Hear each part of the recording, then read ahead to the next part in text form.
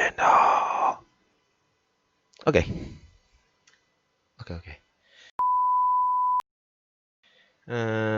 Mungkin sudah ada di pikiran kita ya kalau kata prosesor itu merupakan pusat sebuah komputasi dari komputer. Jadi ya secara nggak langsung di mindset kita ya prosesor itu suatu part atau bagian yang mahal dalam komputer ya. Nah, prosesor mainstream sekarang pun ya harganya lumayan mahal juga.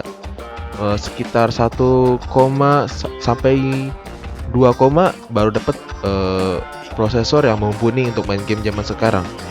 Tapi pernah nggak lu bayangin ada harga prosesor seharga somai lu sekali makan? Nah, oleh karena itu kita sambut Intel Pentium Processor E5700. Ya, jadi prosesor ini itu merupakan prosesor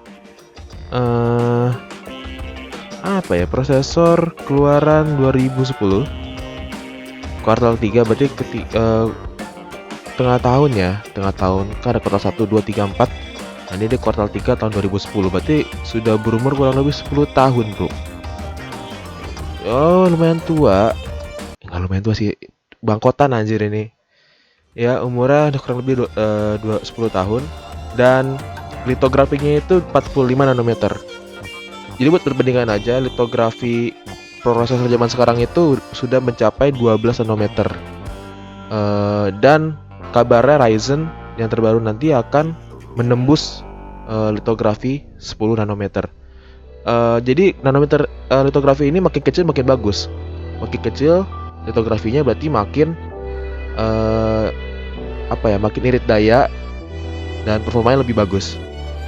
Nah, untuk harganya pada saat di launching itu $64 US. Berarti sekitar 800.000 ya. Tahun 2010 kurang lebih segitu. BTW gue juga pernah beli prosesor ini dulu pas gue merakit PC tahun 2013.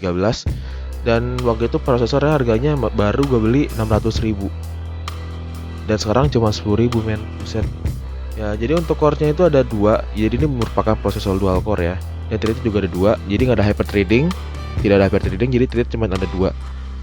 Dan frekuensinya itu adalah 3 GHz. Jadi ini prosesor yang frekuensi tertinggi di kelasnya di seri Pentium Wolfdale. Ini ya, Wolfdale. Dan yang jadi keunggulan untuk kategori Pentium ini, dia tuh low watt ya. Maksudnya konsumsi dayanya tidak terlalu tinggi. TDP itu konsumsi daya sebuah prosesor. Nah, prosesornya cuma 65 watt. Lalu soket LG775. Jadi soketnya sama dengan PC 100.000 yang waktu itu sempat gua upload. Dan ntar gue kasih linknya aja di video. Oke, skip. Oke, ini itu. Jadi jadi untuk di zamannya prosesor ini merupakan prosesor budget. Jadi sering banget dipakai di warnet zaman dulu. Kalau lu dulu sering ke warnet, mungkin lu pernah ketemu prosesornya cuma lu nggak nyadar atau gimana. Tapi gue yakin lu pernah main ke warnet dengan prosesor ini, karena ini benar-benar mainstream banget pas zaman dulu 2013 sampai 15. Prosesornya sangat sering digunakan dan ya lumayan awet ya, bahkan sampai sekarang pun masih ada yang jual kan, terbukti awetnya. Walaupun sekarang ini harganya cuma 10.000, tapi gue yakin ini masih bisa dipakai buat ngegame. Ya, tapi nggak bisa game berat banget sih. Bahkan gue nggak yakin GTA 5 bisa dihandle sama prosesor ini sih. Oke, untuk lebih lanjutnya kita langsung aja benchmark prosesor ini. Oke, check this out.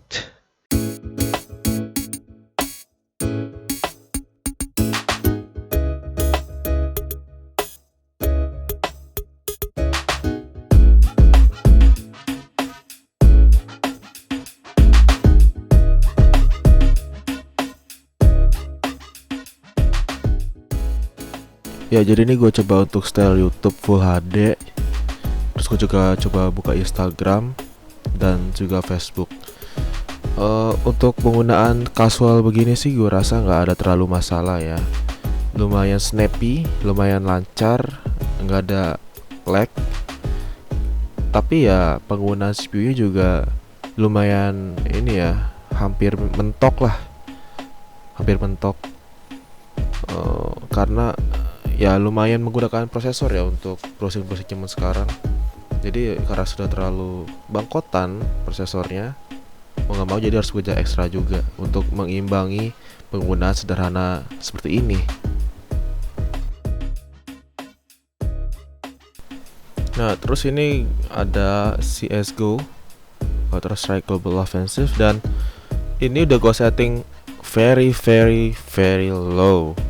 Bahkan untuk resolusi udah kayak buat 800 x 600, dan seperti kalian lihat di frame rate counternya cuma ada 26, 27 paling tinggi, dan turun ke belasan pas gue lagi main. Ini gimana ya?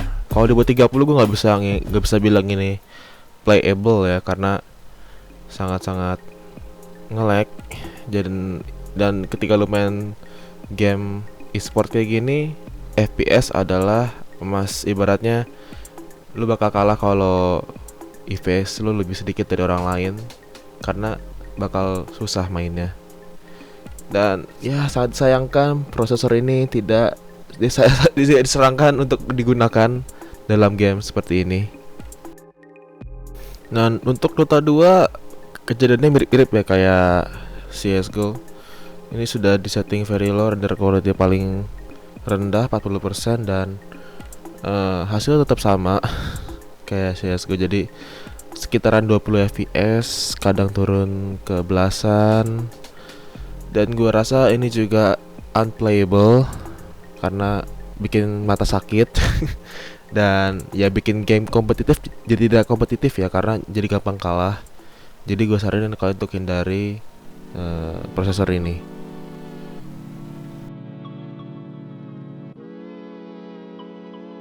Oke, GTA 5. Aduh, gue mulai dari mana ya? Game ini, aduh, jangan lu pasangin prosesor ini ke game kayak gini ya, karena aduh, FPS ya bro, 12, 10, kadang turun ke 9, kadang turun ke 8. Sangat unplayable. Karena GTA versi Steam itu udah GTA yang udah direvisi berkali-kali, jadi otomatis optimisasinya juga turun. Berbeda dengan GTA yang baru dirilis tahun 2013, itu jelas lebih ringan. Gua rasa kalau dipakein GTA yang keluar versi pertama itu ya FPS-nya nggak segini parah sih. Mungkin kalian mau coba, soalnya gue belum download dan gak ada waktu, jadi gue coba langsung pakai GTA Steam, dan hasilnya kayak gini, sadis.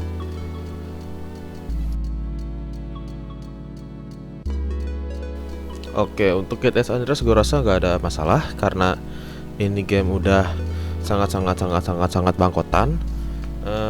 Jadi kalau sampai prosesor ini nggak bisa handle ya keterlaluan ya. Untuk settingannya ini very high dan di resolusi 720p, dan untuk FPS-nya dapat dimaafkan.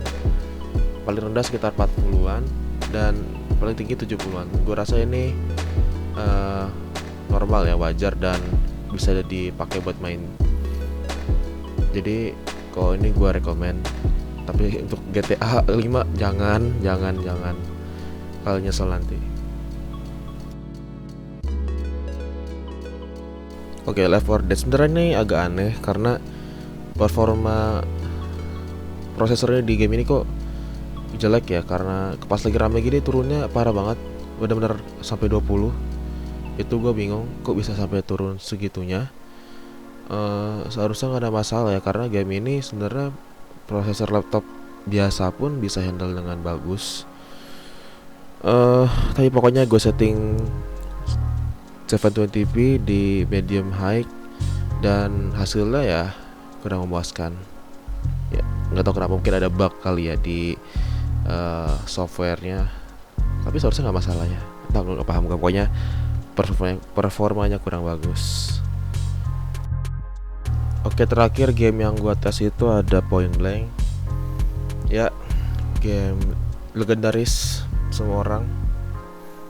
Dan ternyata hasilnya juga tidak bagus karena setelah gua tes settingan low di 720p, pas room penuh kayak gini sekitar 16 orang, FPS nya itu cuma 30 dan nggak bisa naik ke 60, kadang turun ke 20. Ya itu mungkin karena jumlah playernya yang banyak di dalam satu room ya, jadi prosesor kita nggak bisa handle dengan baik.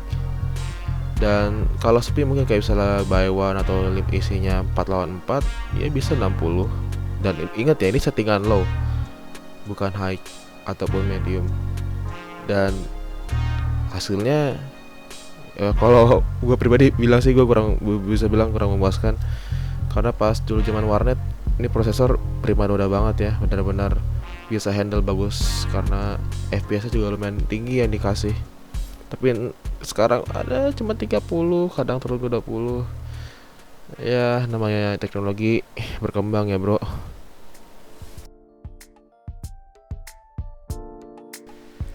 Ya jadi gimana guys menurut kalian?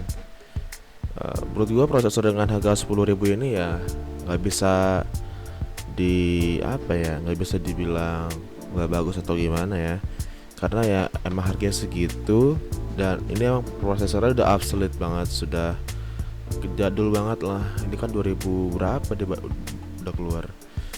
Jadi ya untuk kebutuhan komputasi sekarang ya gue rasa emang kurang cukup dalam segi game-game ya. Tapi untuk segi browsing dan ngetik gitu sama Excel, PowerPoint itu nggak masalah. Cuman zaman sekarang kan mana ada orang yang mau bawa PC ke kuliah, ke kampus, udah ada laptop kan.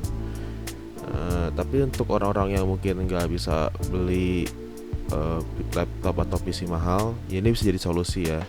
Kalian bisa rakit PC dengan prosesor ini untuk ketik, ataupun mungkin ada yang punya usaha fotokopian, bisa banget pakai prosesor ini di komputernya karena murah banget.